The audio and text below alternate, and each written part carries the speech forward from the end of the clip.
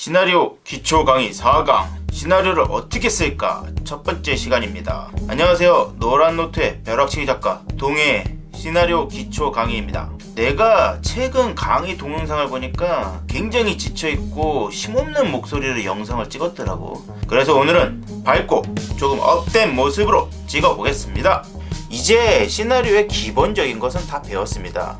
씬, 지문, 대사만 있으면 시나리오 쓸 수 있지 뭐. 종이와 연필만 있으면 돼. 그게 말이 되냐고. 해봐. 해보지도 않고 해봤어. 고속도로 휴게실 화장실 가면 항상 붙어있는 명언 있지요. 현대 정주영 회장이 늘 했던 말. 해봤냐고.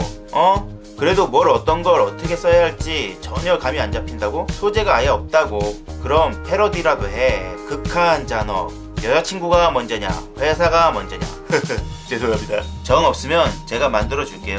댓글 남겨주세요. 자, 그럼 이제 시나리오는 어떻게 쓸까? 고민이 안 될 수 없습니다. 첫 번째, 무조건 쓰는 거야. 그럼 방법이 생기겠지. 예전 시간 시나리오의 기본 구성, 씬, 지문, 대사와 시나리오의 기본 용어를 설명했습니다. 여기서 좀 더 추가해 설명하겠습니다. 기타 등등의 기본 용어. 시나리오는 기초 단위인 씬을 기반으로 하죠. 이 씬들이 모여 한 편의 영화 시나리오나 드라마 대본이 되는 겁니다.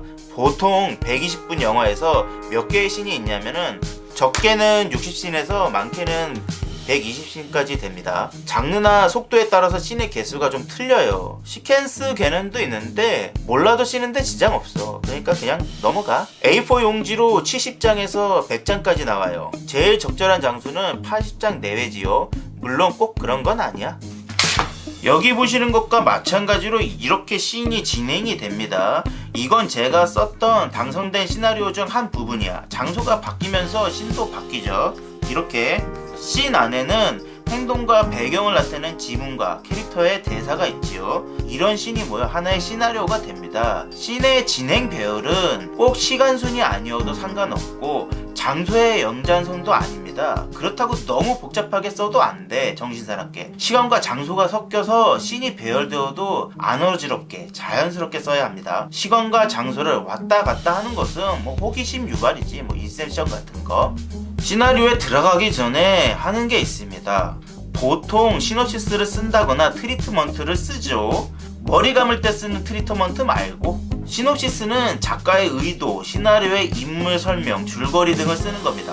어디 공모전에 내거나 제작사에 제시를 할 때 시나리오 대본 본문 앞에 쓰죠. 시놉시스 쓰는 방법은 나중에 자세히 설명하겠습니다. 여기서는 간단하고 중요한 것만 말할게요. 가장 중요한 거.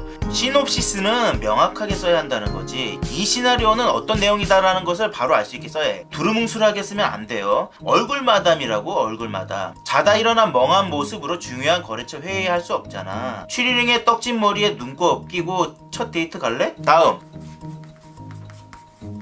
트리트먼트는 시놉시스의 줄거리를 거의 시나리오 수준으로 길게 쓴 거죠. A4로 적게는 10장에서 많게는 60장도 써요. 그러니까 트리트먼트는 자세한 긴 줄거리인 거지. 대사가 들어가도 되고요. 많이는 말고. 트리트먼트를 안 쓰고 바로 시나리오를 쓰는 분들도 있습니다. 시나리오 앞에 시놉시스를 쓰고 여기저기 돌리면 돼요. 이렇게 시나리오의 전체적인 윤곽이었습니다. 이제부터 중요한 얘기를 할 거야. 시나리오의 3장 구조, 플롯의 중요한 부분이죠. 3장 구조는 영화 시나리오의 기본 구조야. 흔히들 얘기하는 기승전결로 쉽게 보면 되는데 사실 기승전결은 정확한 게 아니지. 영화는 기승전결로 진행되지 않습니다. 엄밀히 따져서 기승전결로 줄거리를 쓰시오 라고 하며 공모전에 뜨기도 하는데 그건 약간 잘못된 표현이라고 생각해. 뭐 통념적으로 기승전결로 하자고 하면 뭐 그렇게 하자고. 그러나 일반적으로 플롯 영화는 3장 구조입니다. 전환점을 찍고 상승하는 액션 라인 혹은 스토리 라인이라고 말하지요. 그러니까 갑작스러운 의외성, 사건 개입 등을 통한 터닝 포인트가 필요하다는 얘기입니다.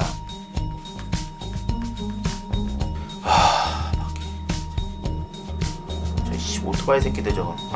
그러니까 갑작스러운 의외성, 사건 개입 등을 통한 터닝 포인트가 필요하다는 얘기입니다. 무슨 얘기인지 아직 감이 안 잡힐 수도 있는데 자, 이제 그림을 그려가며 한 장 한 장 설명하겠습니다. 이렇게 영화에는 상승하는 액션 라인이 있어. 1장에는 도발적 사건과 전경, 배경이 들어가겠죠. 도발적인 사건은 야, 이제 스타트한다.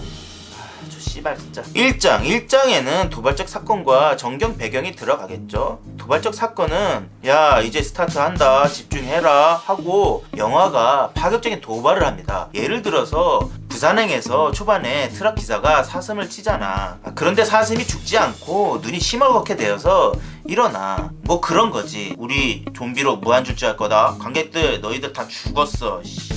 도발하는 거지. 그리고 전경과 배경이 들어갑니다. 이 전경과 배경은 나중에 갈등을 일으키는 요소로 번지겠지요. 2장 1장에서 2장으로 넘어가기 위해 전환점, 터닝포인트가 필요합니다. 관객은 알고 있겠지만 주인공들이 예상 못한 사건 개입으로 방향성이 바뀌는 거야. 그러면서 2장으로 상승세를 이어가지. 2장은 꼭 핵심 사건만으로 끌고 가지 않아. 다양한 서브 사건, 서브 테스트, 서브 배경을 넣어 영화를 입체적으로 만든단 말이야. 가족사가 들어갈 수도 있고 감동이 들어갈 수도 있고 아니면 사건 해결의 방법론들이 제시될 수도 있고 격가지가 나와도 돼요. 새벽의 저주를 보면 사람들이 백화점에 갇혀있잖아. 그때 2장에서 사람들의 다양한 군상들의 모습들이 보여요. 강도, 경비원, 재수없는 놈들, 싹 틔우는 사람, 그런 것들. 물론 그러면서도 3장의 클라이막스를 향한 상승하는 액션 라인을 유지해야 한다는 거지. 오케이. 3장 2장이 끝날 때쯤에 다시 전환점을 찍고 터닝 포인트, 그러면서 3장이 시작되는 거지. 종점, 최종 목적지에 거의 다 왔어. 그런데 탈선을 하네. 부산행에서 아버지와 딸이 무사히 안전한 장소에 도착할 수 있을까요? 그러니까 새로운 분위기 전환이 생기는 거야. 어벤져스 인피니티 워에서 엄청나게 노력을 했지만 결국 5번째 인피니티 스톤을 타노스에게 뺏겼어. 드디어 타노스는 마지막 인피니티 스톤을 손에 넣기 위해 지구로 향하지. 그런 것처럼 새로운 도래, 드러남이 있을 수 있고 수사물에서 최종 단서를 발견해서 이제 사건만 해결하면 돼. 그런데 갑자기 정부에서 막네? 이거 수사하면 잘려. 그래도 난 수사한다.